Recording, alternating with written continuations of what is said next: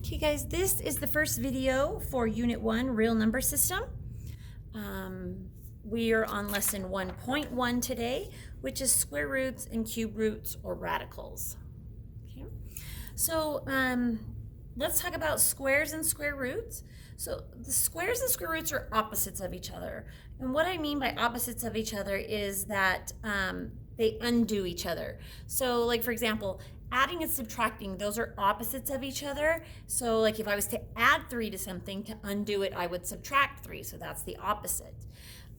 Multiplying, if I was to multiply something by a 4, in order to undo that multiplication, I would have to divide by 4. Okay, and so those are opposites. So squaring something is the opposite of taking the square root and vice versa. So one will undo the other one, okay?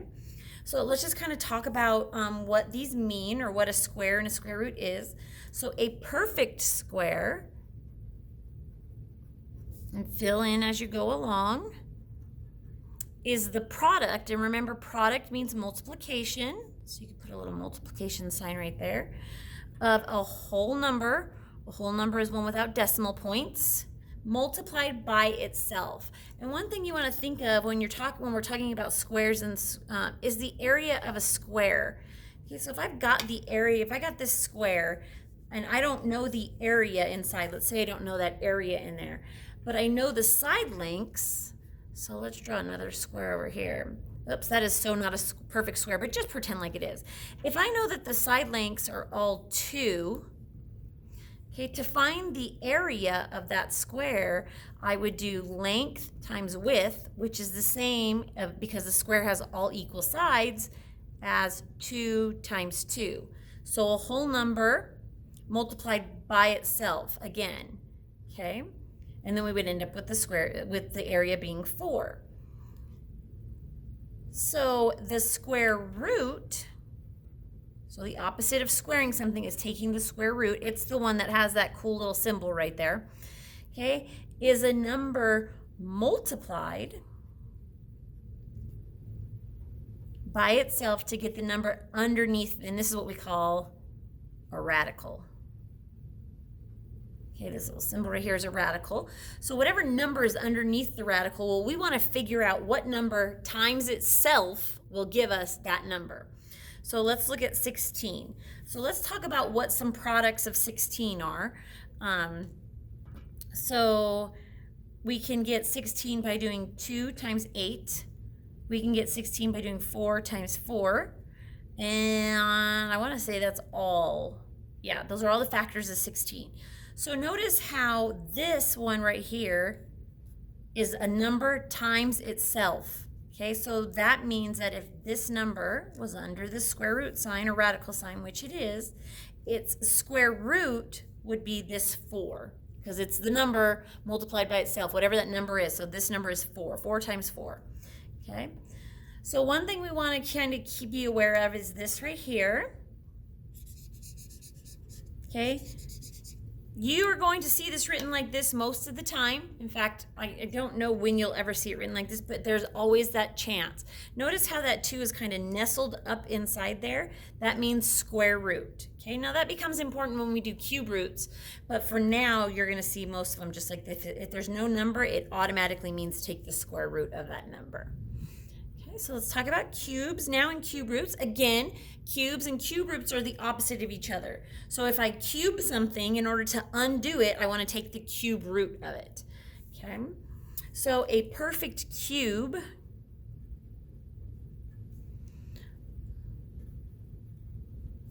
is the product, again, multiplication,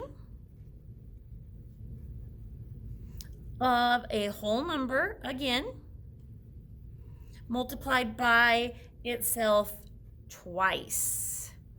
Okay, so up here we talked about it being 4 times 4. Now we're talking about 4 and then times itself 2 more times. So times 4 times 4, or 2 times 2 times 2, okay?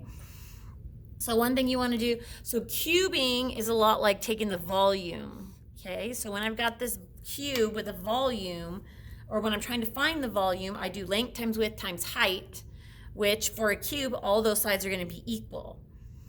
Okay, so remember that volume is length times width times height. Now if I've got this cube here, and I'm going to try and draw a cube, which I'm even worse at drawing than a square. Okay, I got this cube here.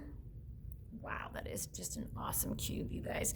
And let's say its length is 7, its width is 7, and its height is 7. I just did all those. Where's that other one there? Okay. Then what we're doing here is we're doing 7 times 7 times 7. A number multiplied by itself 2 more times.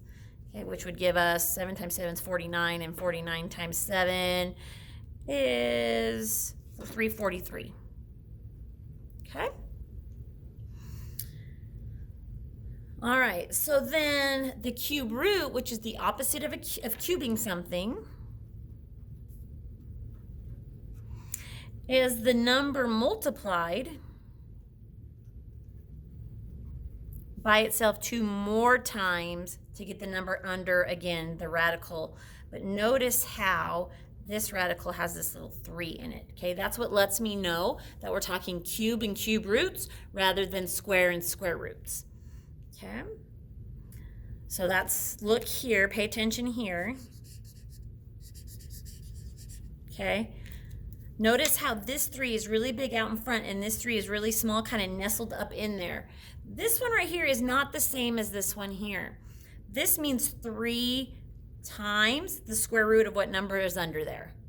This one means the cube root of 8. Or sorry, not 8, I don't know why I said 8, but the cube root of whatever number is under there. Okay, so a great example would be the number 64. So let's say, here's an example of how this is different. Let's say I've got 3 square root 64. Okay, so the square root of 64 is 8, because 8 times 8 gives me 64, and then 3 times it, so 3 times 8 is 24. Okay, that's not the same as the cube root of 64. These are different because this means what number times itself 2 more times will give me 64. And you guys will learn here in a little bit that that is actually 4. 4 times 4 is 16 times 4 more is 64. So this one, the answer is 4. This one, the answer is 24. Okay, so these mean 2 very different things, so don't confuse them. All right, so just down here on this number line, this is just kind of for your guys' reference. I just kind of wanted to write what the square roots and cube roots are of these.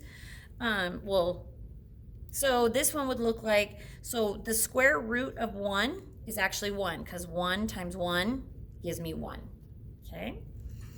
So the square root of 2, or I'm sorry, of 4 is 2. That's because 2 times 2 will give me 4. We can keep doing this. So 3 times 3 will give me 9. So then this would be equal to the square root of 9. 4 times 4 is 16. So then these are equal to the square root of 16. So 4 is the same as the square root of 16 is what I'm saying to you guys. Or the answer to the square root of 16 is 4. Okay, and we can keep doing these. 5 times 5 is 25. 6 times 6 is 36. 7 times 7 is 49. 8 times 8 is 64. 9 times 9 is 81. 10 times 10 is 100.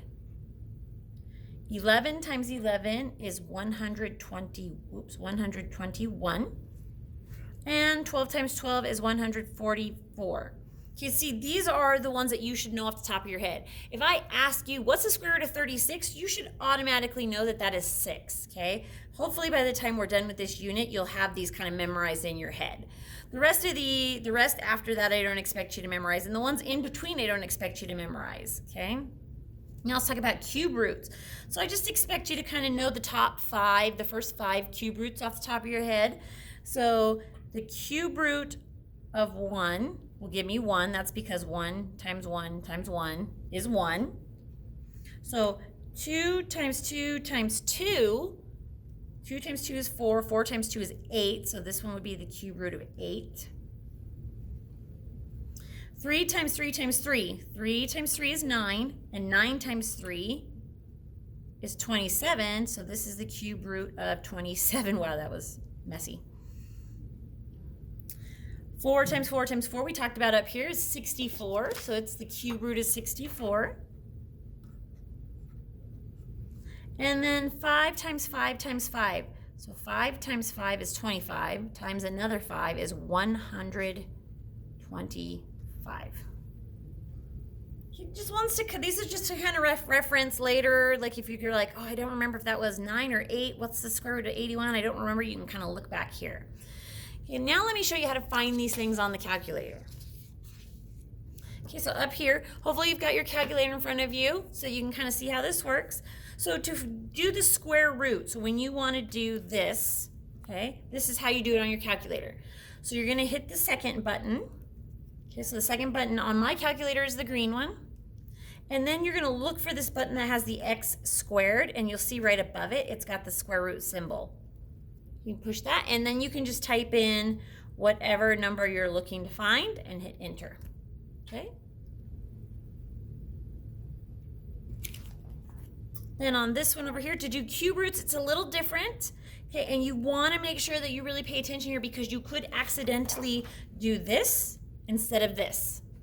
Oops, you can't even see that. This instead of this. We want this one, and this is what I'm going to show you. Do not do this, okay? So you want it, the first thing you're going to do is hit 3. Then you're going to hit the second button. Then you're going to hit the little, this looks like a TP to me, the TP button, the one that you want this X with the square root symbol next to it. And then notice how it puts that tiny little 3 up there. Okay, this is different than doing 3 second, and then this button, and then hitting 8. Okay, notice how I get a different answer. That's because this is 3 times the square root of 8, and this is the cube root of 8. You want to make sure that that little 3 is up there, not a big 3. Okay, make sure you pay attention to that. So do not do, and I feared writing this, so you don't, okay, I'm not going to show you the buttons to do it because I think you'll accidentally do it by accident. Don't have a 3 like that, okay? You want the little 3. Tiny little 3 up there. Make sure you always have that. Okay, so we're going to do some together problems, and then you're going to do these ones and these ones on, well, I might do one of these down here with you. It says, what is the side length of a square that has an area of 169 feet? So I got this square, and the area is 169 feet. How do I use the area to find the actual side length? Okay, so we've already squared the number and we've got the number under the radical now. Okay, over here, this is like having the area underneath here. Any number that's in here is the area, okay? So if it's giving you the area, you want to put it under the radical sign, and then you just want to take your calculator and follow these steps right here. So I'm going to do the second button, and then the x squared button. Then I'm going to type in 169 and hit enter. My answer is 13. Okay, so it's 13 feet. And remember, it's not squared because it's not area. It's just the length. So the side length is 13 feet. Okay, now it says simplify the following. So the square root, if you remember, of 36 is the same as 6 times 6. So that's all it's really asking you to put right here, 6 times 6. Then what you do is you take one of those pairs out, one of those guys comes out all by himself, and that's the answer. Okay. 625, well, we don't really know that one off the top of our head, so we're going to put it in here, calculator, and we're going to get 25. So that means that under here, it's like saying it's 25 times 25. Now notice this one is cube root, okay? So we gotta make sure we're paying attention to those little 3's there. So the cube root, so we're gonna hit the 3 first, then the second button, then the little TP button, and make sure our little 3 is there. Not a big 3. 343, and hit enter. So it's 7. So this means that it's 7 times 7 times 7. Okay, the last one, this one's a fraction, so we're going to do each of these independently. I'm going to take the cube root of 125, and then I'm going to take the cube root of 1,000. So again, 3-second TP button. Got a little 3 there. 125. So that's 5. 3-second TP button, little 3. 1,000. And that's 10. So what that's saying is that it's 5/10 times 5/10 times 5/10. And hopefully some of you guys are recognizing that 5/10 simplified is actually 1/2. Okay, but 1/2 cubed will not get me that number. So don't simplify that. Okay, now I'm gonna let you guys do these ones over here on your own, but I am going to show you what we're doing here on this one. So this one is saying the square root of 16 plus the square root of 9. So I want to take, I'm not going to add them together first. What I'm going to do is take their square roots and then add them. So the square root of 16, if we look here, is 4. Gosh, 4. So this one's 4. And the square root of 9 is 3. Then we can add them together. So 4 plus 3 is 7. Now notice if I had added these together first, 16 and 9 is 25. And if I had taken the square root of 25, I would not get 7.